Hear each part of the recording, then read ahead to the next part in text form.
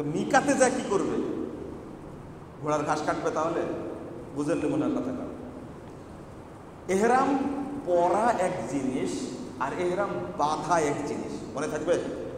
এহরাম পরা মানে কি? কাপড় পরা, কি পরা? আর এহরাম বাঁধা মানে নিয়াত করা। নিয়াত করবে মিকাতে গিয়ে, ঘোষণা দেবে আমরা মিকাত অতিক্রম করতে যাচ্ছি, তখন আমরা কি বলবো? নিয়াত করব এবং বলবো কি? মসজিদে তানিম আয়েশা, এখান থেকে উমরা কেবল তারাই করবে যে সমস্ত মহিলা ঋতুবতী, উমরা পালন করতে পারেনি, তারাই কেবল সেখান থেকে ইহরাম বাঁধতে পারবে। আর কোনো হাজি, কোনো উমরাকারী মহিলা হলেও তানিম থেকে উমরা করতে পারবে না। একবারে কড়া করে বলে দিলাম, স্পষ্ট করে।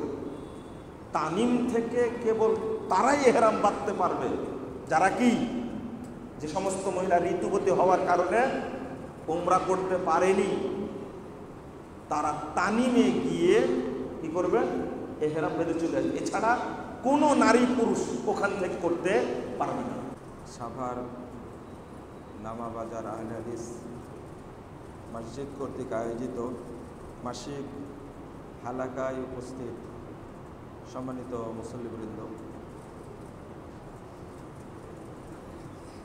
আল্লাহ রাব্বুল আলামিনের শুকরিয়া আদায় করছি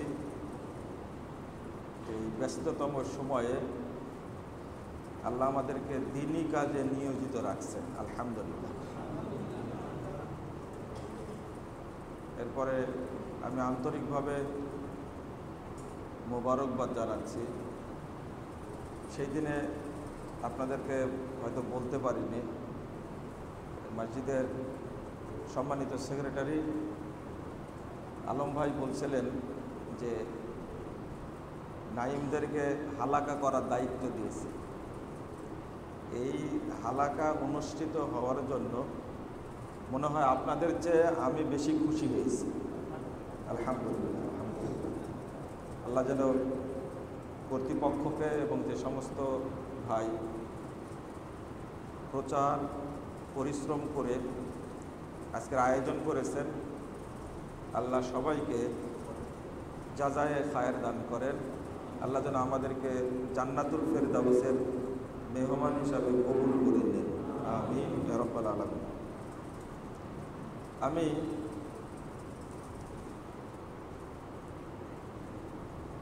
হজ্জের সঠিক পদ্ধতি নিয়ে কয়েকটা কথা বলবো ইনশাআল্লাহ। যেহেতু হজ্জের মাস তো আগেই শুরু হয়েছে, আমাদের হাজিগণ কিছু গতকালকেই মক্কায় পৌঁছে গেছে, আলহামদুলিল্লাহ। সারা পৃথিবী থেকেই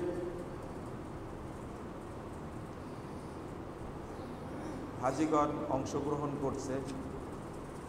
আমরা দোয়া করি আল্লাহ যেন তাদেরকে নিরাপদে মক্কায় পৌঁছিয়ে দেন, আমিন। তাদের হজ যেন কবুল করেন। এটা লাগানো হচ্ছে না, সমস্যা কোন জায়গায় বুঝছি না।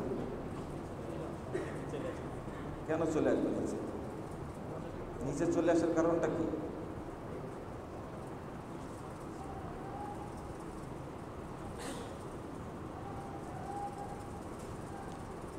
হজ একটা রুকুন, এবার বোঝা যায় মনে হয় নাকি? তা বোঝা যায় না।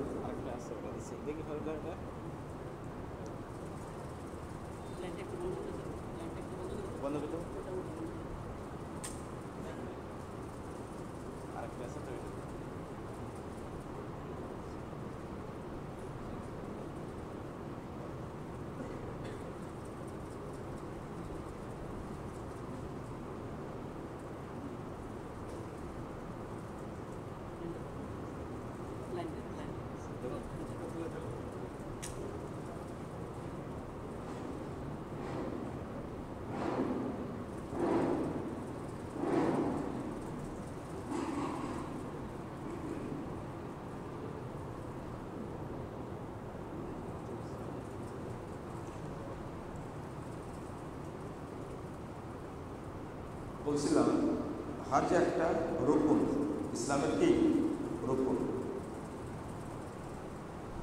অথচ এই রকুন সম্পর্কে জেনে বুঝে হজ করার হাজি সংখ্যা খুবই কম। কারণ টাকার জোরে হজ করে। কিসের জোরে? টাকার জোরে হজ করে। সুতরাং জানার দরকার নাই, পকেটে টাকা আছে, শরীয়ত জানার কি দরকার? বিষয়টা কি কিছুটা এইরকম। অথচ প্রত্যেক হাজির জানা উচিত যে ইসলামের এই একটি মাত্র রুকুন, যেটা মাত্র 5 দিনের কর্মসূচি পালন করে একজন ব্যক্তি জান্নাত নিশ্চিত করতে পারে। সালাত আদায় করলে জান্নাত পাবেন, কিন্তু এর লিমিট হলো একবার মৃত্যু পর্যন্ত। যতক্ষণ আপনার জ্ঞান আছে, হুঁশ আছে, ততক্ষণ সালাত আদায় করতেই হবে। সিয়াম প্রতি বছর রমাজান মাসে রাখতেই হবে যদি আপনি সুস্থ থাকেন। যাকাত আপনাকে প্রতি বছর দিতেই হবে, তাই না? দিতেই হবে। কিন্তু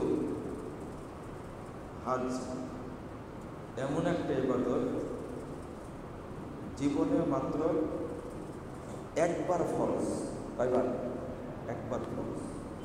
কেউ যদি একবারই হজ্জের কাজটা করে, তাহলে আল্লাহ রাসূল সাল্লাল্লাহু আলাইহি ওয়াসাল্লাম বলেছেন, আল হাজ্জুল মাবরুর লাইসা লাহু জাযা লাইসা লাহু সাওয়াব ইল্লাল জান্নাহ।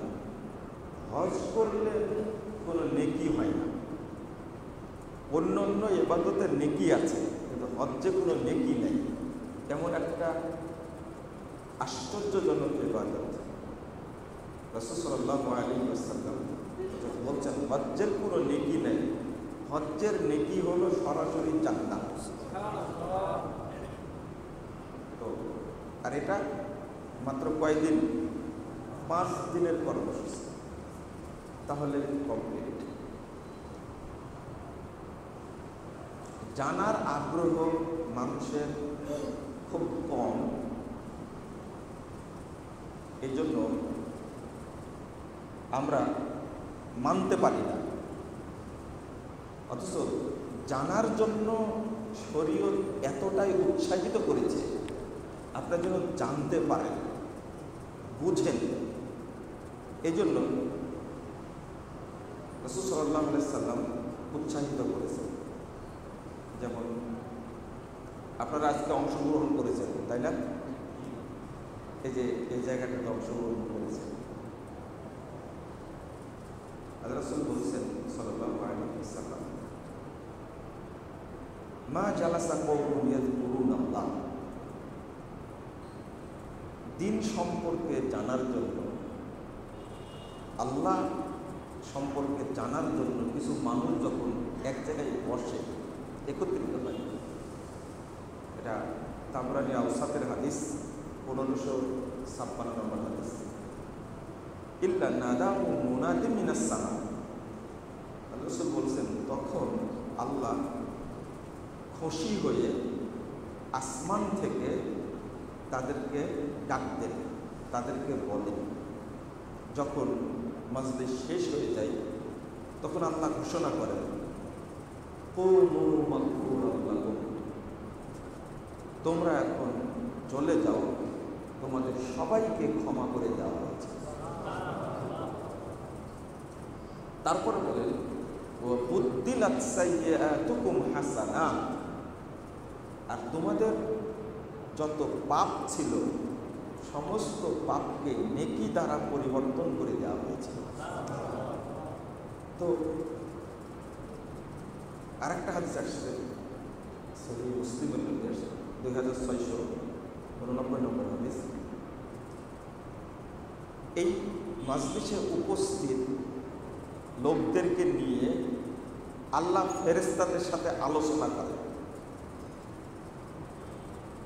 এক পর্যায়ে আল্লাহ বলেন, উশহিদুকুম আন্নী কাদ গফারতু লাহুম। সহিহ বুখারী মুসলিমের হাদিস। তোমাদের সাক্ষী রেখে আমি ঘোষণা করছি, যারা এই মাজলিসে অংশগ্রহণ করেছে আমি অবশ্যই তাদেরকে ক্ষমা করে দিলাম। তারপরে বলছেন, ওয়া আতাইতুহুম মা সালু, সাক্ষী থাকো তারা এখানে এসে আমার কাছে যা চেয়েছে আমি তাদেরকে তাই দান করলাম, তাই দিলাম। এরকম মাজলিসে এসে আল্লাহর কাছে চাইতে হয়, বলতে হয়। অন্তত বলবেন, আল্লাহ তুমি আমাকে জান্নাতের জন্য কবুল করে নাও। বলবেন যে বাবা মা মারা গেছে, আল্লাহ তুমি তাদেরকে মাফ করে দাও এবং তাদেরকে জান্নাতুল ফেরদাউস দাখিল করো। এগুলো তো বলা যায়। অসুস্থ আছেন, আল্লাহকে বলেন, আল্লাহ তুমি আমাকে সুস্থ করে দাও যেন ভালোভাবে তোমার ইবাদতগুলো করতে পারে। এই মাজলিসে বসে দোয়া করলে আল্লাহ দোয়া কবুল করেন। তারপরে আল্লাহ বলছেন, ওয়াজারতুহুম মিম্মাস্তাজাবু, তারা এখানে এসে যে কষ্টটা পেয়েছে, সময় ব্যয় করেছে, শ্রম দিয়েছে, আর এই কারণে আমি তাদেরকে পূর্ণ নেকি দান করব। এটা কে বলছেন? আল্লাহ বলছেন। কাদের সামনে? ফেরেশতাদের সামনে বলছেন, সাক্ষী রেখে বলছেন। সাক্ষী। তো এই এত ফজিলত শুনে ফেরেশতারা তখন আল্লাহকে বলেন, ইয়া রাব, ফিহিম গুলামুন আব্দুল খাত্তাব। আল্লাহ শোনেন, এদের মধ্যে একজন লোক এসে বসে গেছে। লোকটা এমনি ঘুরে বেড়াচ্ছিল। লোকটা কি ঘুরে বেড়াচ্ছিল? ইন্না মাররা ফাজালাসা মাআহু, এখানে এসে বসে পড়েছে। দিন শিখতে আসেনি, এমনি আসছে। এমনি আসছে। ও আপনাকে জানতেও আসেনি, দিন শিখতেও আসেনি। ওকেও কি মাফ করে দিবেন? ও কি ক্ষমা পাবে? এটা ফেরেশতাদের প্রশ্ন। আল্লাহ বলছেন, ওয়ালাহু গফারতু, আমি এই বড় পাপী জঘন্য মানুষটাকে মাফ করে দিলাম। এটা মাজলিসের বরকত, মর্যাদা। তুমি যে অভিযোগ করছো আব্দুল খাত্তাব বড় পাপী জঘন্য নিকৃষ্ট মানুষ আসছে, তাকেও কি মাফ করে দিবেন? আল্লাহ সরাসরি বলছেন, ওয়ালাহু গফারতু, আমি আমার ওই নিকৃষ্ট বান্দাটাকেও মাফ করে দিলাম। এরপরে আল্লাহ বলছেন, শোনো, হুমুল জুলাসা, তারা এমন কিছু মানুষ এখানে বসে আছে, আমি তাদেরকে এত পছন্দ করি, লা ইয়াশকা বিহিম জালিসুহুম, এর মধ্যে যে এসে বলবে আমি আল্লাহ তাকে মাফ করে দেব, তার দোয়া কবুল করব, তার উপরে বরকত নাযিল করব। এবার এই দুইটা হাদিস বললাম, এই কথাগুলো কার? আল্লাহ। একটু ভালো করে বুঝেন, কথাগুলো কার?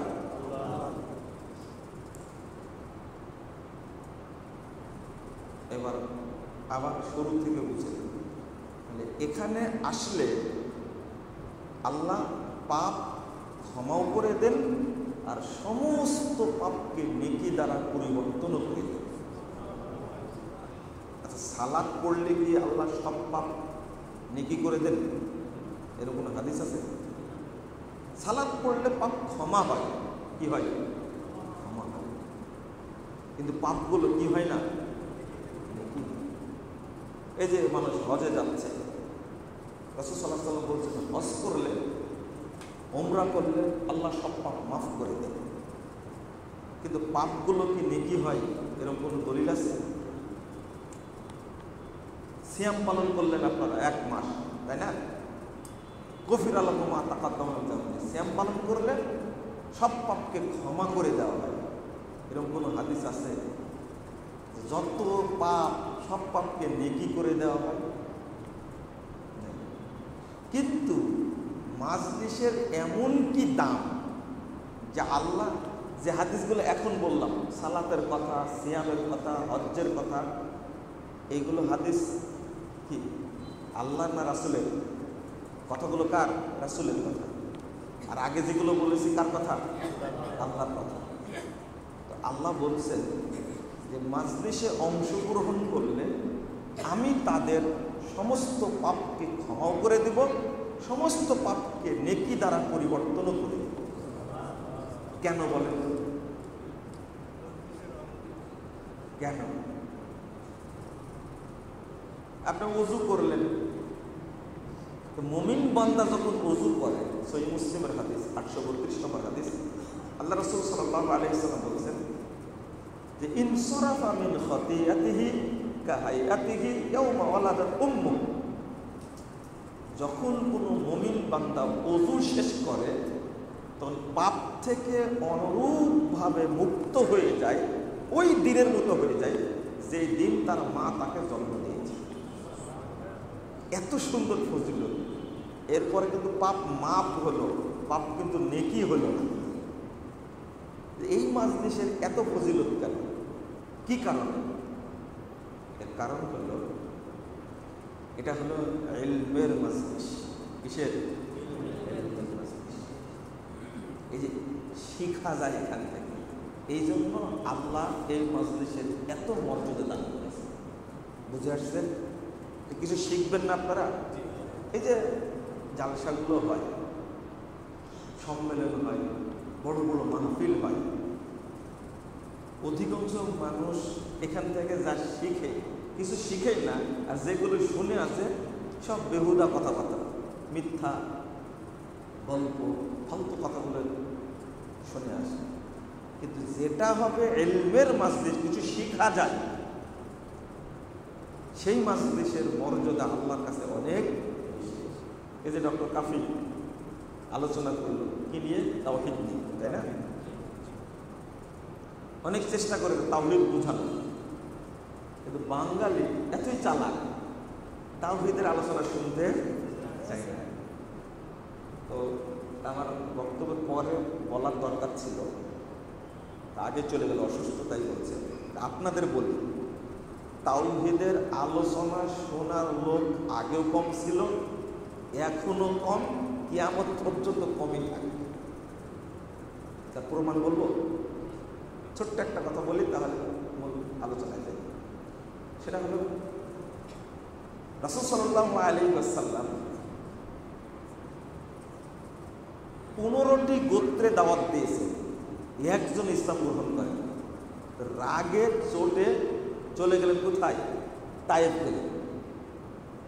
তায়েফে গিয়ে দাওয়াত তো দেওয়ার পরে পিটায়া খেদা দিল, তাই না? বলেন তো প্রথম ইসলাম গ্রহণ করেছিল কে?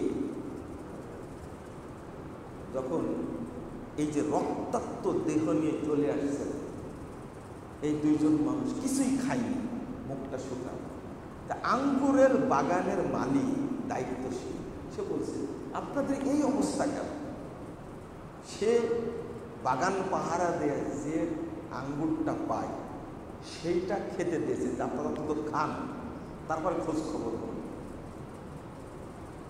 যখন আঙ্গুর মুখে দিয়েছে তখন বলছেন বিসমিল্লাহ। কি বলছেন? বিসমিল্লাহ। তখন বাগানের মালিক বলছে এইটা কি বলবেন? এই আল্লাহর দাওয়াতে দিতে আসছিলাম, দাওয়াত তো নিল না, গ্রহণ করলো না, বরং পিটায় আমাদের কি রক্তাক্ত করে ফিরিয়ে দিয়েছে। এই তায়েফের এত মানুষ থাকতে বাগানের মালিক প্রথম দাওয়াত গ্রহণ করলেন। বুঝলেন? আরো ঘটনা আছে। তো তাওহীদের কথা কেউ শুনতে চাইবে না, আর আমরা যেভাবে তাওহীদটা বুঝাই, মানুষ এই তাওহীদটা বুঝতে চায় না, আরো চায় না। মাদানী মানুষ তাওহীদ বুঝতে চায় না, বুঝাচ্ছে, এরপরে বুঝতে চায় না মানুষ। এটা দুঃখজনক। তো আপনারা এই ইলমের মাজলিসে অংশগ্রহণ করবেন ইনশাআল্লাহ। ইনশাআল্লাহ আল্লাহ আপনাদের কবুল করবেন ইনশাআল্লাহ। এটা আমার দোয়া আপনাদের জন্য। অন্য অন্য জালসা মাহফিল সম্মেলনের চেয়ে এই হালাকাটা মানুষের উপরে বেশি প্রভাব বিস্তার করে, মসজিদের হালাকাটা। এটা আপনারা শুরু করেছেন, জন্য আমি খুব আনন্দিত। মাঝে মাঝে আসবো ইনশাআল্লাহ, আসবো আল্লাহ যদি কবুল করে।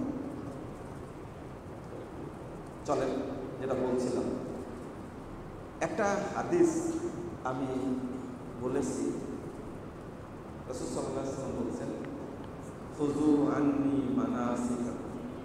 এই হাদিসের উপরে কথা বলবো। তোমরা হজ্জের পদ্ধতি আমার কাছ থেকে গ্রহণ করো।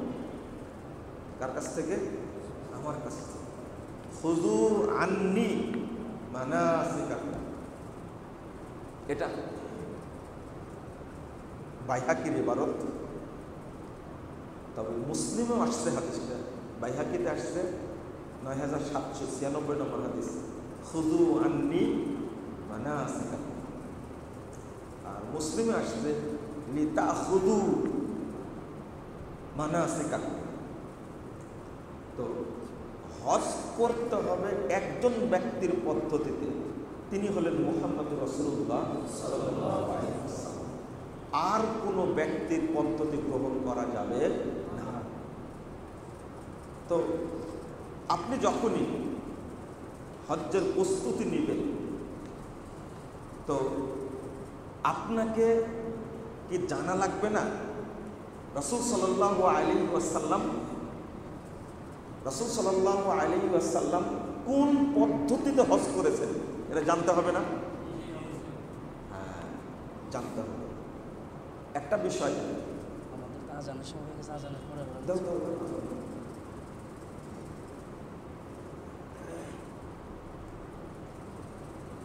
একটা বিষয় এখানে পরিষ্কার করে দিই আপনাদেরকে। বাংলাদেশে অধিকাংশ হজ্জের বই যেটা, হজ গাইড যেটা, ও আজান আগে দিয়ে নাও।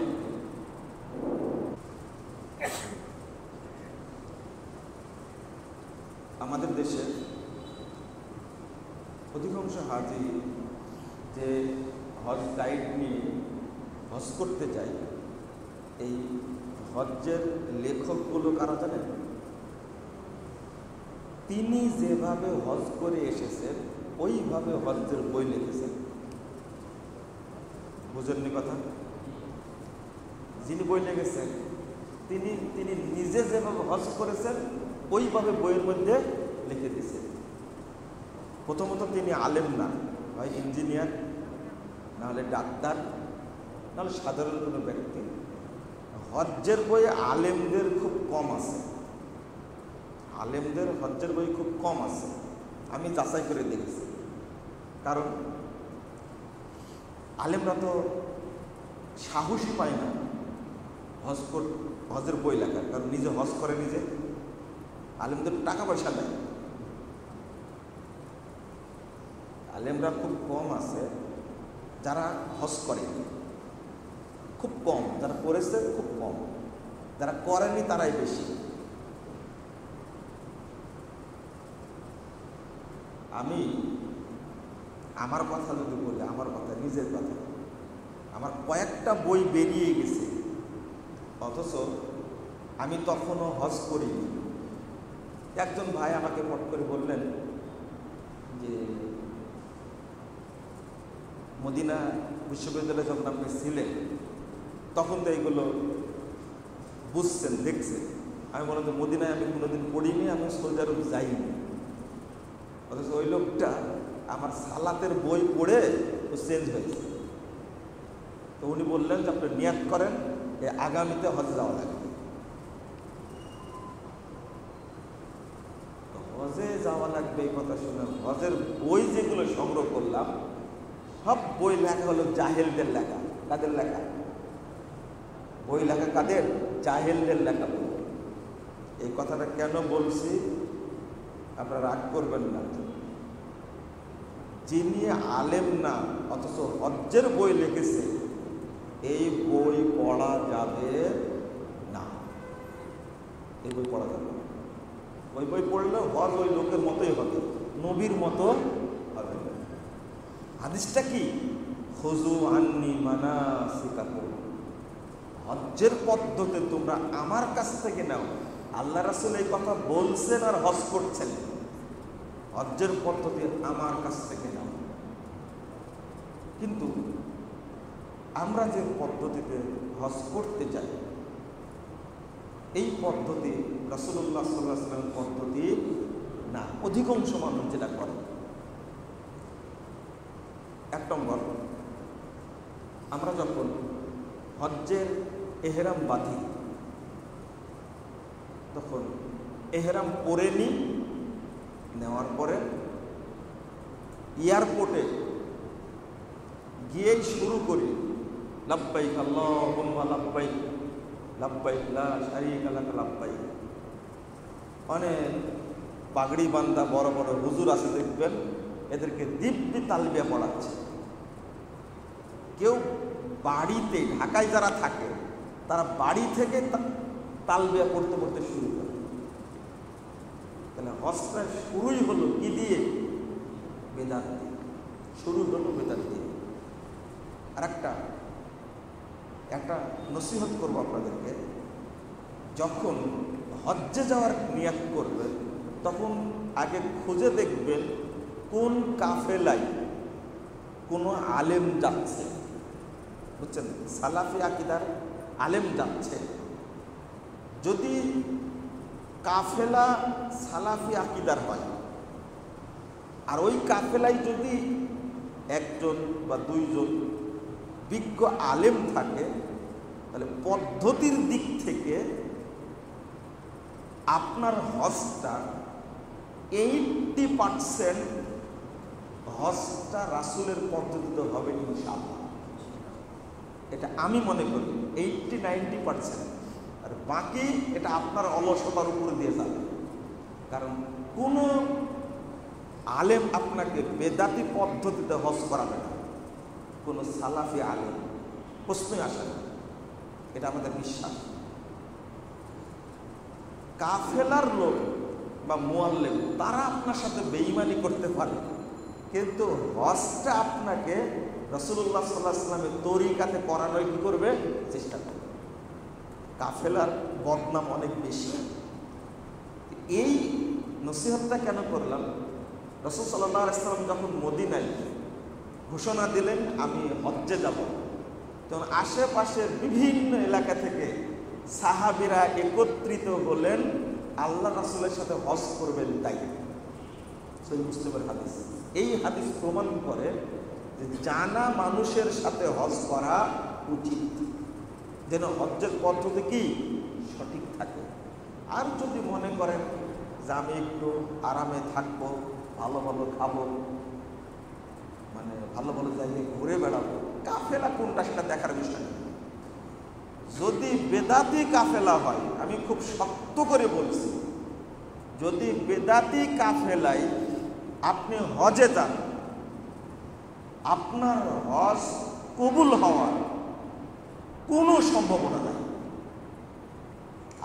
আরো শক্ত করে বলছি, যদি আপনি এমন কাফেলায় হজে যান যেটা বেদাতি কাফেলা, এই হজ কবুল হওয়ার 1% সম্ভাবনা নাই। এখন যদি আপনি চ্যালেঞ্জে আসতে চান, আমি রাজি, কারণ ও হজই করাবে বেদাতি পদ্ধতিতে। কিভাবে কবুল হবে? কারণ এই যে শুরু করলো বাড়ি থেকে তালবিয়া পড়া, লাব্বাইক পড়া যদি শুরু হবে বিমানবন্দর থেকে, তাহলে মিকাতের প্রয়োজন কি ছিল? ঢাকা বিমানবন্দর কি মিকাত? জাহেল ছাড়া মিকাত থেকে কে ইহরাম পড়বে? কে কেন হজ্জের নিয়াত করবে? এটা জাহেল, মূর্খ, বেকুব। আল্লাহ রাসূল মিকাত নির্ধারণ করে দেননি। এই মিকাতের বাহিরে কোথাও থেকে হজ্জের ইহরাম বাঁধা যাবে? ঢাকা এয়ারপোর্ট কি করে হলো? বেদাতে মুআল্লিমটা জানে না, মানুষকে ধোঁকা দিয়ে, চোখে ধুলা দিয়ে আজও মানুষকে বোকা বানায় রাখছে এই সমস্ত কাঠমোল্লাগুলো। আর এর বিরুদ্ধে কেউ বলবে না। এখন গেল তো মিকাতে যা কি করবে? ঘোড়ার ঘাস কাটবে। তাহলে বুঝেন মনে হয় কথাটা। এহরাম পরা এক জিনিস আর এহরাম বাঁধা এক জিনিস, মনে থাকবে? এহরাম পরা মানে কি? কাপড় পরা, কি পরা? আর এহরাম বাঁধা মানে নিয়াত করা। নিয়াত করবে মিকাতে গিয়ে, ঘোষণা দেবেন আমরা মিকাত অতিক্রম করতে যাচ্ছি, তখন আমরা কি বলবো? নিয়াত করব এবং বলবো কি? লাব্বাইক উমরাতান বা লাব্বাইক হাজ্জান। কেউ আগে হজ করে না, আগে কি করে? উমরা করে। বলবে কি? লাব্বাইকা উমরাতান। এটা শুরু হলো, এইটা হজ্জের শুরুটা হলো। এই কথা বলে লাব্বাইক আল্লাহুম্মা লাব্বাইক লাব্বাইক লা শারীকা লাক লাব্বাইক, এই তালবিয়া পড়া শুরু করবে। জিকির আজকার যত আছে শুরু করবে। তাহলে দুইটা জিনিস মনে থাকবে তো। একটা এহরাম পরা, আপনি যখন ঢাকা থেকে যাচ্ছেন বাড়ি থেকে পরেন, কোনো সমস্যা নেই। আর একটা হলো ও খুঁজে বেড়াচ্ছে বিমানবন্দরে যে কার পায়ে স্যান্ডেল আছে, জুতা আছে যেটা সেলাই করা। বুঝেন না মনে কথাটা? ও খুঁজে বেড়াচ্ছে যে কার পায়ে স্যান্ডেল বা জুতা আছে, কি করা? সেলাই করা। এইটা খুঁজে বেড়াচ্ছে। দেখলে বলবো আপনার এই জুতা পরে কিন্তু হজ হবে না। কারণ কি? সেলাই করা জুতা পরেছেন, হবে না। এটা জুতাটা নিয়ে এখন স্যান্ডেল বিক্রি করবে। কি করবে? স্যান্ডেল বিক্রি করবে। আমাকে যখন প্রথম বলছে স্যান্ডেল নিব কেন, এই স্যান্ডেলে তো হজ হবে না আপনার। হবে না কেন? যে সেলাই করা যায়। আমি বললাম যে মাসালা আপনার কাছ থেকে জানতে হবে না, এবং আপনি এটা নিয়ে বেরিয়ে যান। আপনি কে ঢুকাইছিলেন স্যান্ডেল বিক্রি করার জন্য? তখন বলছে যে আপনার হজই হবে না। বিক্রি বন্ধ করে দিছি। বিক্রি করতে মনে করেন 20 টাকা স্যান্ডেল বিক্রি করবো কয় টাকা? 100 টাকা, 80 টাকা লাভ। আমি বলছি আপনাদের সেটা কি? সেলাইবিহীন হতে হবে কি? কাপড়, পোশাক। স্যান্ডেল সেলাইবিহীন হতে হবে না। আমাকে একজন হাজি বলছে তুমি শুধু প্যাঁচ বাঁধাও। প্যাঁচ বাঁধাও মানে বলছে এই যে আমি সেলাইবিহীন স্যান্ডেল নিয়ে আসছি। এটাই তো ভুল করেছেন আপনি। আপনি সেলাইবিহীন জুতা নিয়ে আসবেন, স্যান্ডেল নিয়ে আসবেন, কোনো সমস্যা, মানে সেলাই করা কোনো সমস্যা নাই। কেন আপনি স্যান্ডেল নিয়ে আসছেন? এটা বুঝেন না? এই জিনিসটাও যে বুঝাই দিতে হবে, কথা বুঝতে পারলেন? এটা হজ ওমরার ব্যাপার। এটা এবার মক্কায় আপনি চলে গেছেন, যাওয়ার পরে যেটা হচ্ছে ওমরা করে ফেললেন, ফতোয়া দিয়ে দিয়েছে এহরাম অবস্থায় গোসল করা যাবে না। এহরাম অবস্থায় কি করা যাবে না? গোসল করা যাবে না। আচ্ছা, এহরাম অবস্থায় মক্কায় গিয়ে মনে করেন কেউ ঘুমালো, স্বপ্নদোষ হলো, তো কি করবে? স্বপ্নদোষ কি ইচ্ছা করে হয়? তাহলে এহরাম বাতিল হয়ে যাবে। হ্যাঁ, তো গোসল করবে না, গোসল করা যাবে না। এটা একটা বোকামি ফতোয়া। একটা এহরাম অবস্থাতে গোসল করা যাবে। আর একটা তো বলতে ভুলে গেলাম, এহরাম পরা দিয়ে 2 রাকাত সালাত পড়াবেই। 2 রাকাত সালাত পড়াবে। দিব্যি পড়ছে 2 রাকাত পড়ছে, জামাত করে পড়ছে 2 রাকাত। এয়ারপোর্টেই 2 রাকাত সালাত পড়ছে এহরাম বেঁধে। এই 2 রাকাত সালাত পড়া বেদাত।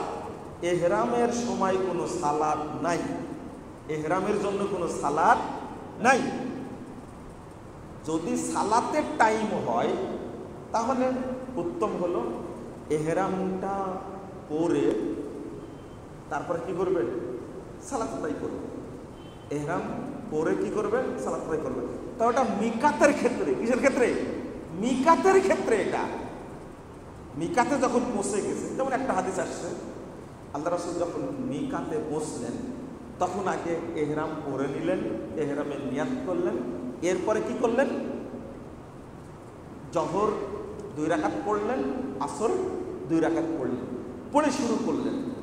ফরজ সালাত যদি সময় হয়ে যায় তাহলে কি করবে, আগে এহরাম নিয়াত করে নেবে, তারপরে কি করবে, ফরজ সালাত পড়বে। কিন্তু এহরামের জন্য 2 রাকাত সালাত পড়তে হবে, তাহলে কি বেদাত, মানে হজটা শুরু হলো কি দ্বারা, বেদাত দ্বারা। খেয়াল করেন, হজ্জের কোনো কাজ ভুল হলে দম দিয়ে শুদ্ধ করা যায়, কিন্তু বেদাত ঢুকে গেলে কি হয়ে যায়, বাতিল হয়ে যায়। আল্লাহ বলছেন, আবার ভালো করে শুনেন, ভুল করলে দম দিয়ে শুদ্ধ করা যায়। বুঝেননি কথা মনে হয়? অসুস্থ হয়ে গেছেন, মিনায় থাকতে পারেন না, দম দিয়ে দিলেন, কোনো সমস্যা নাই। কিন্তু বেদাত দিয়ে শুরু করলে সেটা কি হয়ে যাবে? আচ্ছা, এই যে 2 রাকাত সালাত পড়লেন, এর কি দম, এর কি, এই যে এয়ারপোর্ট থেকে লাভবাইক বলা শুরু করে দিলেন, এর কি দম দিবেন আপনি? এর তো দম দেওয়ার সিস্টেম নাই, এটা বেদাত। আল্লাহ কি বলছেন, ইয়া আইয়ুহাল্লাযীনা আমানু আতিউল্লাহ ওয়া আতিউর রাসূল ওয়া লা তুবতিলু আমালাকুম, তোমরা তোমাদের আমলগুলোকে বাতিল করে দিও না। কত আয়াত দিবেন আপনি? আল্লাহ আমল বাতিল করে দিবেন যদি বেদাত স্পর্শ হয়, বেদাত মিশ্রিত হয়। এই বিষয়টি জাতিকে আমরা সচেতন করার চেষ্টা করি, কিন্তু জাতি বুঝতে চায় না। এরপরে উমরাটা করে ফেললেন, করার পরে এবার আপনার মক্কায় যেহেতু অনেকদিন থাকছেন, তো আপনার হায়েজ হয়ে গেছে। কি হয়ে গেছে? হায়েজ হয়ে গেছে। পুরুষ মানুষ এরপরেও হায়েজ হয়েছে। কি করে? ওই যে আমরা মসজিদে আয়েশা থেকে যে উমরা করা শুরু করে দিলেন, এবার দিনে কয়টা? 5টা। আপনি হাসছেন, কত যুগ আগে ইমাম ইবনে তাইমিয়া বলছেন যে পুরুষ মানুষের কি হায়েজ হয় না? হয়। যারা তানিম থেকে উমরা করেন মসজিদ আয়েশা থেকে, দেখবেন মহিলাদের মধ্যে ওদেরও হায়েজ হয়। অথচ তানিমের মাসালা কি? মসজিদে তানিম আয়েশা, এখান থেকে উমরা কেবল তারাই করবে যে সমস্ত মহিলা ঋতুবতী, উমরা পালন করতে পারেনি, তারাই কেবল সেখান থেকে ইহরাম বাঁধতে পারবে। আর কোনো হাজি, কোনো উমরাকারী মহিলা হলেও তানিম থেকে উমরা করতে পারবে না।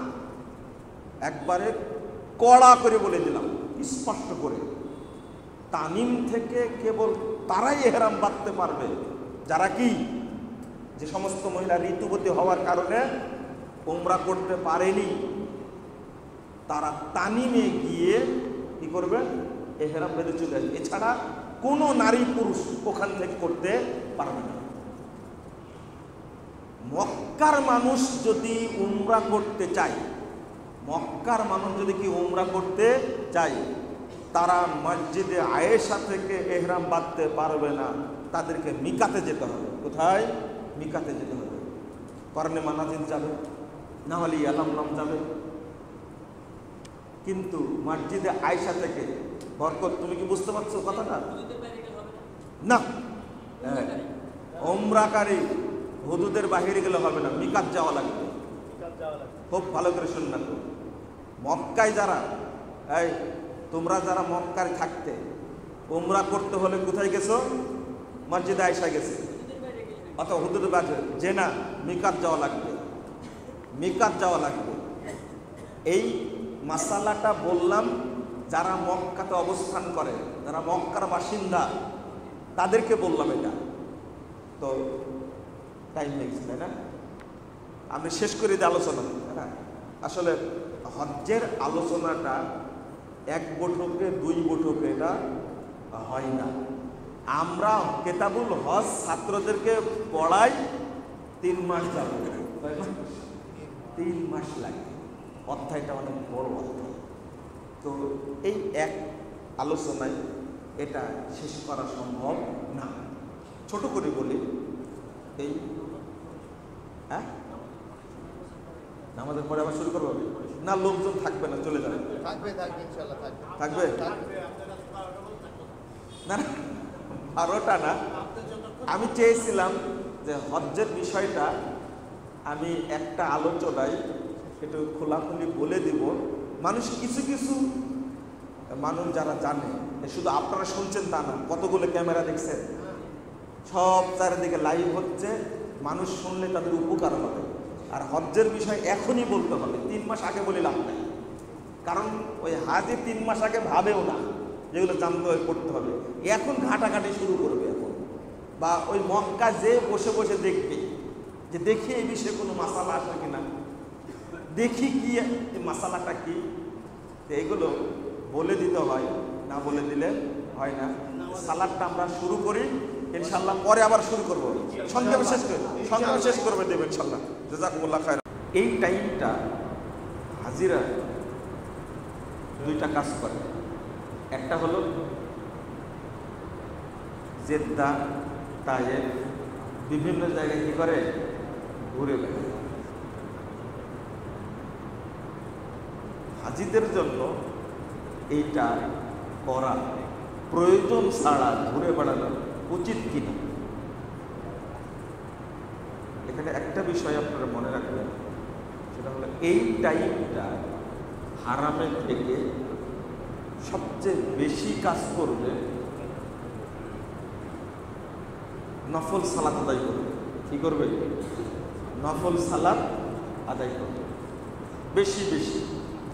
কারণ মসজিদে হারাম মক্কা এমন একটা জায়গা যেটা 24 ঘন্টা নফল সালাত পড়া যায়, 24 ঘন্টা। যেহেতু হাজি মুসাফির সালাতের সাথে সম্পৃক্ত সুন্নাহ পড়বে না, যেমন জহরের 4 রাকাত, আগে পরে 2 রাকাত, মাগরিবের পরে 2 রাকাত, এশার পরে 2 রাকাত সুন্নাহ আছে না। শুধু ফজরের সুন্নাতটা, শুধু ফজরের সালাত সুন্নাতটা পড়বে এবং তার সাথে বেতেরটা পড়বে। বেতের এবং ফজরের সালাতের সুন্নাত 2 রাকাত মুকিম এবং মুসাফির উভয় অবস্থায় পড়বে। আর একটা বিষয়, তাহাজ্জুদ পড়তে পারে, যেহেতু হারামে গেছে, 24 ঘন্টা ফাঁকা আছে, তিনি সালাত পড়বেন, নফল সালাত পড়বেন, বেশি বেশি দোয়া করবেন সালাতের মধ্যে। রাত্রিতে এশার সালাতের পরে ঘুমিয়ে যাবেন, 12টা 1টার দিকে উঠলেন, আরামে চলে গেলেন, যাওয়ার পরে সেখানে সালাত আদায় করলেন, তাহাজ্জুদ পড়লেন। এরপরে দ্বিতীয় ইবাদত হলো কোরআন তেলাওয়াত। কি করা? ভালো করে শোনেন, কি করা? কোরআন তেলাওয়াত।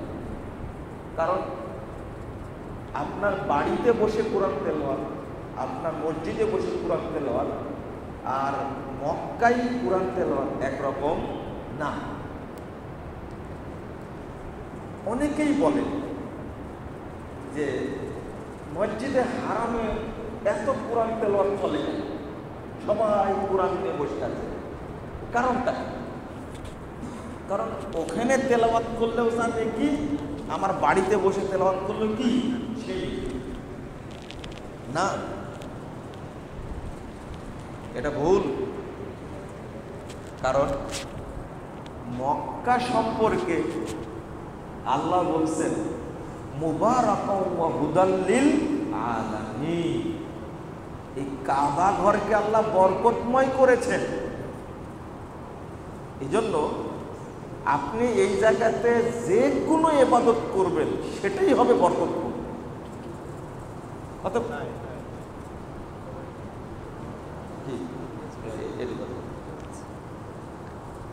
আবার বুঝেন কথাটা, মক্কায় গিয়ে আপনি যে ইবাদত করেন না কেন সেটাই হবে কি বরকতপূর্ণ। তো ওখানে বসে আপনি কোরআন তেলাওয়াত করবেন বেশি বেশি।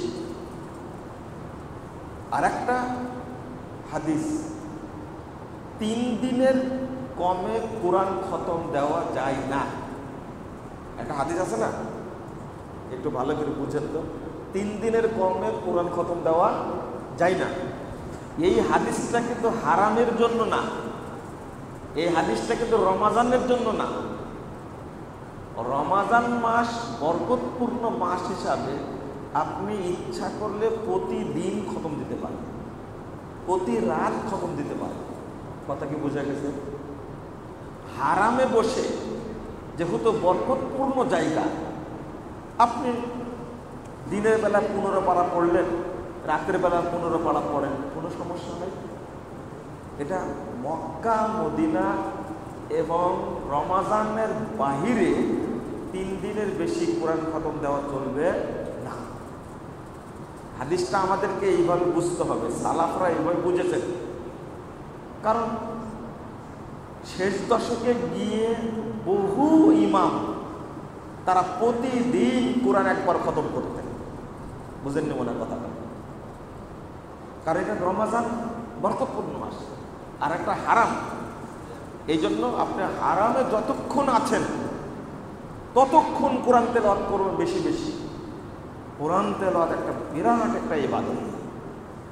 তাহলে 1 নম্বর কি বললাম, ভুলে গেছি, বেশি নফল সালাত। 2 নম্বর কি, বেশি কোরআন তেলাওয়াত।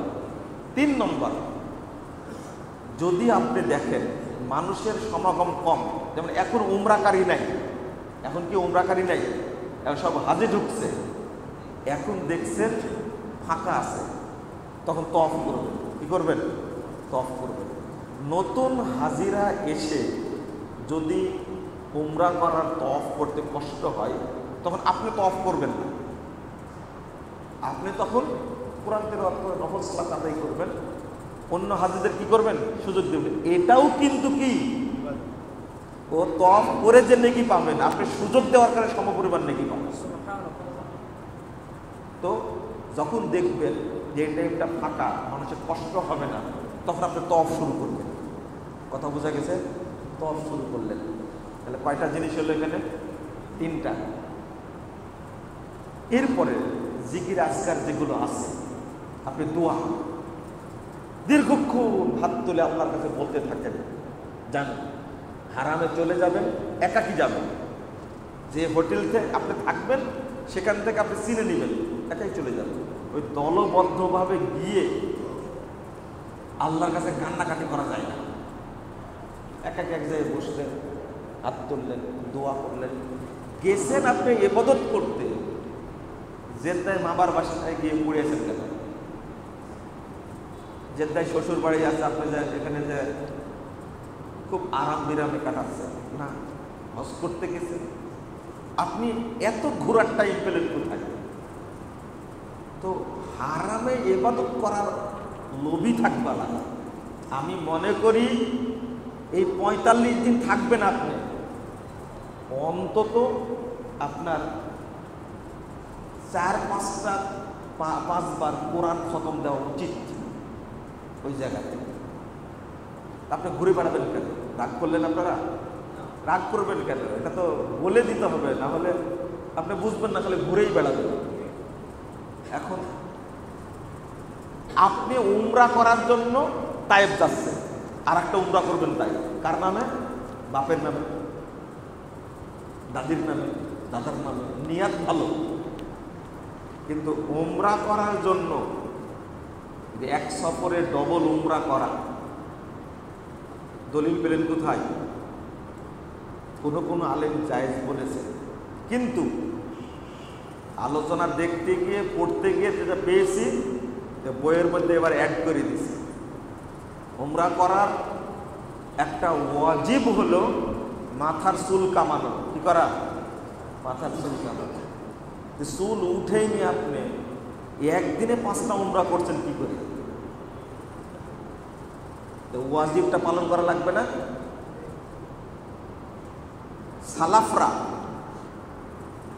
অর্থাৎ সাহাবী, তাবি, তাবে তাবি, তারা একাধিক উমরা করেন। আপনি করবেন কেন? আর একদিনে 5বার কি মাথা কামানো যায়? এক সফরে একটা উমরা করবেন। হ্যাঁ, আপনি উমরা করে হালাল হয়ে গেছেন, হজ্জের তামাত্তু করবেন তো। এখন আপনি জেদ্দায় যেতে পারেন, তায়েফ যেতে পারেন, মদিনায় যেতে পারেন, যান ঘুরে আসেন, ঘুরে আসেন। যেই দিন মিনাই যাবেন সেদিন মক্কায় যে হোটেলে থাকেন সেখান থেকে আপনি হজ্জের ইহরাম বেঁধে কোথায় যান? মিনাই চলে যান, আপনি হজ্জের কাজ শুরু করেন। এর মাঝখানে আপনি মদিনায় যাওয়ার কারণে আপনাকে আবার ইহরাম বেঁধে মক্কায় ঢুকতে হবে, তায়েফ যাওয়ার কারণে ইহরাম বেঁধে মক্কায় ঢুকতে হবে, জেদ্দায় যাওয়ার কারণে ইহরাম বেঁধে মক্কায় ঢুকতে হবে, এটা কোনো শর্ত নাই। কারণ আপনি হালাল হয়ে গেছেন, তামাত্তু হজ করবেন, উমরা করে হালাল হয়ে গেছেন, হজ্জের ইহরাম বাঁধা পর্যন্ত যেখানেই যান না কেন আপনি কোনো সমস্যা না। আপনি ঘুরে এসে তাই যেখানে হোটেল আছে মক্কায়, ওখান থেকে ইহরাম বেঁধে কি করবেন? হজে চলে যাবেন, মিনায় চলে যাবেন। এখানে আর একটা কাজ করেন আপনারা, সেটা হলো ওই যে হজ্জের যে তাওয়াফটা, হজ্জের ফরজ তাওয়াফ, এটা কখন করা যাবে হাজিরা? ওই 7 তারিখে তো যেতে হয়, মূলত 8 তারিখে সকালে যেতে হয়। 7 তারিখে রাত্রিতে যাই মিনাতে, কি করে ওই হজ্জের তওয়াফটা মিনায় যাওয়ার আগেই করে ফেলে, ফরজ তওয়াফটা। বলেন তো, ফরজ তওয়াফ করতে হয় 10 তারিখে কুরবানি করার পর, 10 তারিখে কুরবানি করার পর ওইটা করে নিচ্ছে হজ্জের কাজ শুরু করার আগে। এখানে আর একটা কাজ করে, হাদিস হলো যে হোটেলে আপনি অবস্থান করবেন সেখান থেকেই গোসল করে কি করবেন? হজ্জের ইহরাম বাঁধবেন। এটা হলো হাদিস, এটা হলো সুন্নাহ। কিন্তু এই বেদাতি মুআল্লিমরা করে কি, সব হাজিকে গোসল করায়া নেকির আশায় নিয়ে যায় মক্কায়, হারামে নিয়ে যায়, হারামে নিয়ে গিয়ে ওখান থেকে ইহরাম বাঁধায়। এটা বেদাত। বুঝেননি কথা? যদিও ওইটা হারাম, খুব বরকতপূর্ণ, তবুও ওখান থেকে ইহরাম বাঁধাটা কি? বেদাত। কারণ রাসূল সাল্লাল্লাহু আলাইহি সাল্লামের সুন্নাহ হলো যেখানে হাজি অবস্থান করছেন সেখানেই গোসল করে ইহরাম বাঁধবে হজ্জের জন্য। কিন্তু হাজিদেরকে টেনে আপনি হারামে নিয়ে গেলেন কেন? বুঝেন না মনে হয় কথাটা, তাই না? কেন নিয়ে গেলেন টেনে? কারণ এই দুইটা কাজ করাবে, ইহরাম বাঁধাবে, ইহরাম অবস্থায় হজ্জের তওয়াফটা আগে করাই নিবে, করাই নিয়ে তার সুবিধা অনুযায়ী, সুবিধাবাদ জিন্দাবাদ, সুবিধা অনুযায়ী এবার মিনাই গেল, মিনাই থেকে 8 তারিখ থাকলো, 9 তারিখে কোথায় চলে গেল? আরাফায় চলে গেল, আরাফা থেকে মুজদালিফায় গেল, মুজদালিফা থেকে 10 তারিখে পাথর মেরে আবার মিনাই চলে আসলো। কোনো ঝামেলা নাই। মিনাই 2 দিন থাকলো বা 3 দিন থাকলো, থেকে মক্কায় চলে গেলে তার কোনো টেনশন নাই, কারণ ফরজ তওয়াফটা কি আগেই করে ফেলেছে। আচ্ছা, ফরজ কি আগা পাছা করা যায় এভাবে? কেই ফতোয়াটা দিল? হজ হবে না, হতেই পারে না। একটা কাজ করলে আরো ভালো হয়, 9 তারিখের আগে আরাফায় 2 ঘন্টা থেকে একবারে মিনা মুজদালিফা সেরে এসে তওয়াফ করলে তো হয়ে যায়, থাকার কি দরকার? আস্তাগফিরুল্লাহ, আস্তাগফিরুল্লাহ। এই সাহস শুধু উপমহাদেশের বেদাতি মোল্লাদের আছে, পৃথিবীর কোনো দেশের আলেমদের এই সাহসটা নাই যে তওয়াফে ইজাফা, সরি তওয়াফে ইফাজাটা আগেই করাই নিবে, হজ্জের ফরজ তওয়াফটা আগেই করায় নিয়ে তারপরে যাবে মিনাতে। সাহস কত দেখছেন আপনারা? এবার মিনাতে থাকবে না, পাথর মেরে মক্কায় চলে আসলো, আসলে মক্কায় ঘুমাবে রাত্রিতে থেকে, আবার পাথর মেরতে জামারায় চলে যাবে, আবার চলবে। মিনায় 2 দিন রাত্রি যাপন করা ওয়াজিব। মিনায় 2 দিন রাত্রি যাপন করা কি ওয়াজিব? আপনি সারাদিন মক্কায় থাকেন কিন্তু রাত্রিতে মিনাতে থাকতেই হবে, এটা ওয়াজিব। আর এই হাজিদেরকে ফতোয়া দিয়ে দিয়েছে মক্কায় থাকা লাগবে না, হোটেলে থাকেন তাহলে হবে না, শুধু পাথর মেরে চলে যাবে, শুধু পাথর মেরে কি চলে যে এই কষ্ট করে মিনাই কেমনে থাকবে, তাই না? শুধু থাকবে না যারা রোগী মানুষ, অসুস্থ, যারা ডাক্তার, যারা ওখানে দায়িত্বশীল আছে, তারা হাজিদের সেবা দেওয়ার জন্য মিনা থেকে মক্কায় চলে আসবেন, তাদের জন্য ওয়াজিব না। তারা 2 দিনের পাথরে একদিনও মারতে পারবে। কিন্তু আপনি নরমালি থাকছেন, কোনো দায়িত্ব নয় আপনার, অসুস্থ না, আপনি হোটেলে রাত কাটাচ্ছেন মিনা বাদ দিয়ে, হজ কেমনে হবে তাহলে? এই যে কতটা ব্যত্যয় ঘটছে একটা ফরজ ইবাদত নিয়ে, আপনি চিন্তাও করবেন না তাদের সাহস কতটা। তারপরে আপনার এবার মিনাতে যাবেন, ইবাদতটা খেয়াল করেন, মিনাতে যাবেন জহরের টাইমে, জহর 2 রাকাত পড়তে হবে। মক্কার মানুষও যদি হজ করে মিনাতে যায়, জহরের টাইমে জহর 2 রাকাত পড়বে, আসরের টাইমে আসর 2 রাকাত পড়বে। ওখানে কসর চলবে কিন্তু জমা চলবে না। মিনা থেকে যখন আরাফায় যাবেন সেখানে জমাও করতে হবে, কসরও করতে হবে। জহরের টাইমে জহর পড়ে নেবেন 2 রাকাত, আজান একটা হবে, 2 একামত হবে, জহর 2 রাকাত পড়তে হবে, পড়ার পরে সালাম ফিরায়া আসর সালাতের একামত দিয়ে আসর পড়তে হবে কয় রাকাত? 2 রাকাত, শেষ। এখান থেকে নিয়ে একবারে সূর্যাস্ত পর্যন্ত আরাফায় অবস্থান করা ফরজ, ওয়াজিব, থাকতেই হবে। কিন্তু আপনি লাভ দিয়ে বেরিয়ে আসলেন কেন? জহরের পরে হাজি হাঁটা শুরু করেছে, মুজদালিফায় চলে আসছে জহরের পরে, অথচ মাগরিবের আগ পর্যন্ত আরাফা থেকে বের হওয়া যাবে না। মনে করেন আরাফা থেকে বের হতে আপনার এশা হয়ে গেছে, তাও মাগরিব পড়া যাবে না, এশা পড়া যাবে না। অনেক সময় রাত 12টাও বেজে যায়। আমাদের একবার রাত 12টা 1টা বেজে গেছে, কোথায়? আরাফাতেই। ওখানে মাগরিব পড়া যাবে না, এশা পড়া যাবে না। মাগরিব এবং এশা পড়তে হবে জমা করে মুজদালিফায় গিয়ে, যদিও রাত 1টা বেজে যায়। মনে হয় বুঝাতে পারলাম? এটাই সুন্নাহ। অথচ জাহেল কাকে বলে?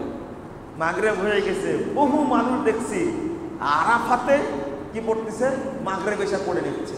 অথচ আরাফার ময়দানে শুধু 2টা সালাত চলবে, জহর এবং আসর, আর কোনো সালাত চলবে না। এরপরে দোয়া। দোয়াটা করছে কি করে? আগে সব হাজিকে এক জায়গায় করে নেয়, নিয়ে আল্লাহুম্মা সাল্লি আলা পড়ে আগে কি করে, দরুদ পড়ে নেয়।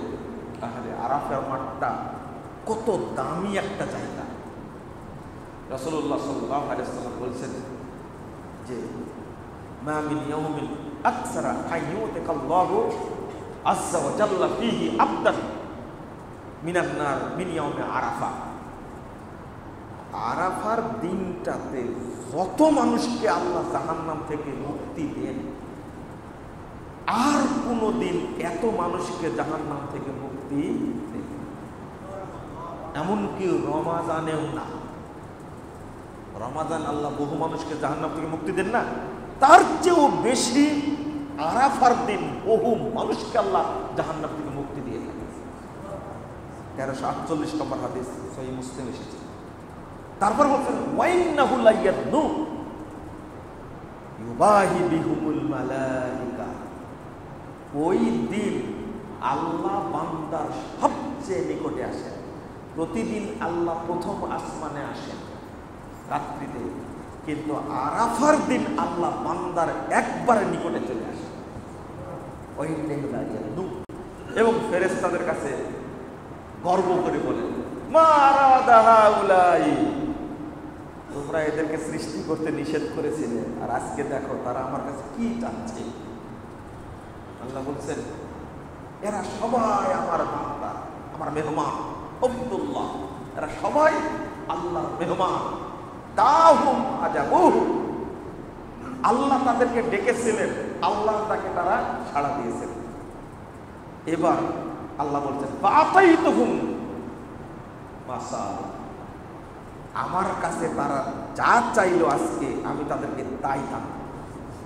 আরাফার মাঠ, আল্লাহ ফেরেশতাদেরকে সাক্ষী রেখে বলছেন ইশহাদু, তোমরা সাক্ষী থাকো, আন্নী কদ গফারতু লাহুম যুনুবাহুম, আমি আল্লাহ তাদের সব পাপকে ক্ষমা করে দিলাম।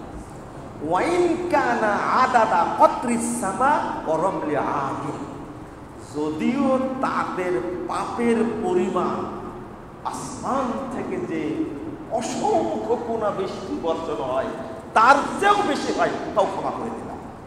যদিও পৃথিবীতে যত সাগর মহাসাগর আছে, সব সাগরে যত বালিগুনা আছে, এই পরিমাণ পাপ হয়ে থাকে, তবু মাফ করে দিলাম। এত সুন্দর জায়গা। কিন্তু ওই জায়গাতে হুজুর গিয়ে একটা মুনাজাত মারি দিল, কি করে দেখেন। অথচ আরাফার মাঠে খুতবা হয়, তারপরে কি হয়, জহর আসর সালাত হয়, ওখানে কি দলবদ্ধ মুনাজাত হয়? টঙ্গীর মাঠে ঠিকই হয়। আরাফার মাঠে সে টঙ্গীর মাঠটা বেশি গুরুত্বপূর্ণ, কারণ মক্কায় সালাত পড়লে 1 লক্ষ গুণ নেকি হয়, আর টঙ্গীর মাঠে সালাত পড়লে 1 কোটি গুণ বেশি নেকি হয়। জাহেল কাকে বলে? এই বাংলাদেশে জাহেল পয়দা হয়। চিন্তা করতে পারি, এই কথা মানুষ বলে, তার ঈমান থাকবে? যে বলবে টঙ্গীর মাঠে নামাজ পড়লে 1 কোটি গুণ নেকি হবে, আর হারামে মক্কায় সালাত পড়লে 1 লক্ষ গুণ বেশি নেকি হবে, এই লোকের ঈমান থাকবে? কেমনে বলে? ওই জন্যই তো টঙ্গীর মাঠে মুনাজাত আখেরি মুনাজাত হয়, কিন্তু আরাফার মাঠে হয় না। এই বোধ বুদ্ধি কিছুই নাই। এই আরাফার মাঠে বসে মুআল্লিম হাত তুলল আর কান্নাকাটি করে সবগুলোকে নিয়ে হজটাই নষ্ট করে। আরাফার মাঠে দোয়া করবে কি? একা একা হাত তুলে দোয়া করবে, আল্লাহকে যত বলতে পারে একবার সন্ধ্যা পর্যন্ত। আল্লাহ রাসূল সাল্লাল্লাহু আলাইহি সাল্লাম করতেন, যত সূর্য ডুবতে যাচ্ছে আল্লাহ রাসূল দোয়ায় তত মনোযোগ দিতেন। আর হাজিরা জহর পরেই পালায়, কোথায় যায়? মুজদালিফা ঘুরে মক্কায় চলে যায়। হায় হায়, এইভাবে ইবাদত পালন করা হয় না। আরাফা থেকে গেলেন কোথায়? মুজদালিফায়। মুজদালিফায় ভালো করে শুনেন, শুধু 3 রাকাত মাগরিব আর 2 রাকাত কি ইশা, শুধু কয় রাকাত? 3 রাকাত মাগরিব একামত দিয়ে পড়ে নেবে, তারপরে এখান থেকে 2 রাকাত কি এসব পড়ে নেবে। মুজদালিফায় বিতির নাই, কি নাই? বিতির নাই। এবং ফজরের সালাত আদায় করবে 2 রাকাত ফরজ, এখানে ফজরের সুন্নাত নাই। আলবানী রাহিমাহুল্লাহ খুব সুন্দর করে আলোচনা করেছেন, ভালো করে শুনেন। এখানে মুজদালিফায় কি নাই? কি নাই? বিতির নাই। মুজদালিফায় তাহাজ্জুদ নাই। মুজদালিফায় ফজরের 2 রাকাত সুন্নাতও নাই। এটাই হাদিসের বর্ণনা।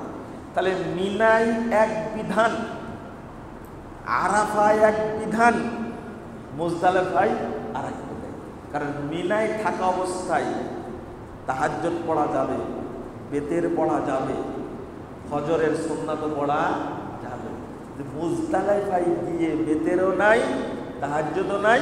কি আপনি মনে করেন মুজদালিফায় পৌঁছে গেছেন এশারের টাইমে, ও টাইমে এশার টাইমে মুজদালিফায় পৌঁছে গেছেন, এশার টাইমে মুজদালিফাতে ঘুমালেন, একটানা ঘুম দিতে হবে। আপনি ঘুম থেকে উঠে টাইম পেলেন, তাহাজ্জুদ পড়বেন, চলবে না। দোয়া করেন, আপনি মুজদালিফায় দোয়া কবুল হয়, দোয়া করেন। হজ এটাই, বিধান এটাই। ইসলাম হলো মেনে নেওয়ার নাম। কিসের নাম? মেনে নেওয়ার নাম। যেভাবে আল্লাহ রাসূল করেছেন, ওই জন্য প্রথম বলেছেন খুযু আন্নী মানাসিকাকুম, হজ্জের পদ্ধতি আমার কাছ থেকে বলুন, আমার কাছ থেকে। আল্লাহ কারো পদ্ধতি চলবে না এখানে। আর টাইম যেহেতু অনেক হয়ে গেছে, আমি আপনাদের আর বিরক্ত করছি না। তো হজটা আপনারা জেনে করবেন। কি করবেন? বুঝে, রাসূলের পদ্ধতি জেনে আদায় করার চেষ্টা করবেন ইনশাআল্লাহ। আমি দোয়া করি যারা হাজিরা যান হজ করতে, আল্লাহ যেন তাদেরকে বুঝার তৌফিক দান করে, আল্লাহ যেন তাদেরকে রাসূলের তরিকায় হজ করার জন্য তৌফিক দান করে। আমিন ইয়া রাব্বাল আলামিন। মদিনা সংক্রান্ত কয়েকটা কথা থেকে গেল, সেটা বলা গেল না। মদিনায় গিয়ে 40 ওয়াক্ত নামাজ পড়তে হবে জামাতের সাথে, এই হাদিসটা মুনকার হাদিস, এই হাদিসটা গ্রহণযোগ্য না। খালি দৌড়ায়, মানে 40 ওয়াক্ত সালাত আদায় করতে হবে কি জামাতের সাথে, এই হাদিসটা ঠিক না। বেদাতি মুআল্লিমরা বলে বেড়াচ্ছে, এই জন্য তো মদিনায় থাকি একটানা 40 ওয়াক্ত সালাত জামাতের সাথে পড়ার জন্য। এই হাদিস ঠিক না। বরং আপনি নববীতে সুন্নাত সালাত আদায় করেন, কোরআন তেলাওয়াত বেশি বেশি করে করেন। আপনি জামাতে পড়েন, পড়লে তো অনেক ভালো, কিন্তু ওই হাদিসের উপরে আমল করার জন্য পড়তে হবে না। আর একটা হলো, আপনি ওই যে বাপের সালামটা পৌঁছা দেবেন, মায়ের সালামটা পৌঁছা দেবেন নবীজির রওজায়। কবরকে রওজা বলা যাবে? কবরকে রওজা বলা যাবে? রওজা হলো ইবাদতের জায়গা। মা বাইনা বাইতি ওয়া মিম্বারি রওজাতুম মিন রিয়াজিল জান্নাহ। আল্লাহ রাসূল বলছেন, আমার মেম্বার আর আমার বাড়ি, এই দুইটার মাঝখানে যে জায়গাটা, এটা হলো কি? রওজা। আর রওজার ইবাদতের জায়গা, এখানে সালাত পড়লে উলামা একরাম বলছেন রওজার নেকি হলো এখানে দোয়া করলে, সালাত পড়লে, এর মাধ্যমে আল্লাহ তাকে জান্নাত দান। কিন্তু রওজাকে কবর বললেন, কবরকে রওজা বললেন কেন? কবরকে রওজা বলা যাবে তাহলে না। এখন আপনি সালাম পৌঁছায় দিচ্ছেন, মানে আল্লাহ নবী জীবিত আছে কবরে, তাই না? হ্যাঁ, জীবিত আছে। এই জন্য তো আপনার বাপ বলছে যে বেটা আমার সালামটা নবীর কবরে পৌঁছায় দিও। কিন্তু আপনার মা মারা গেছে, যখন আপনি কবরে পাড়ে যান, আপনার বাপ বলে তোর মাকে আমার সালামটা দিস? বলে? কারণ আপনার বাপ জানে মরে গেছে, কিন্তু নবীর ব্যাপারে জানে নবী কি আছে? জিন্দা আছে, তাজা আছে। সালাম দিলে তিনি শুনবেন, উত্তরও দিবেন, আমিও শুনতে পাবো। নাউজুবিল্লাহ, আস্তাগফিরুল্লাহ। এইগুলো সব কুফরি আকীদা, শিরকি আকীদা। এগুলো বাংলাদেশে এইভাবেই ইবাদতগুলো করে হজও নষ্ট করে, উমরাও নষ্ট করে, জানে না তাই। আল্লাহ যেন আমাদের বোঝার তৌফিক দান করেন। আল্লাহুম্মা আমিন। বারাকাল্লাহু ফিকুম ওয়া জাযাকুমুল্লাহু খাইরান। সুবহানাকা আল্লাহুম্মা ওয়া বিহামদিকা আশহাদু আল্লা ইলাহা ইল্লা আনতা আস্তাগফিরুকা ওয়া আতুবু ইলাইকা। ওয়াসসালামু আলাইকুম ওয়া রাহমাতুল্লাহি ওয়া বারাকাতুহু।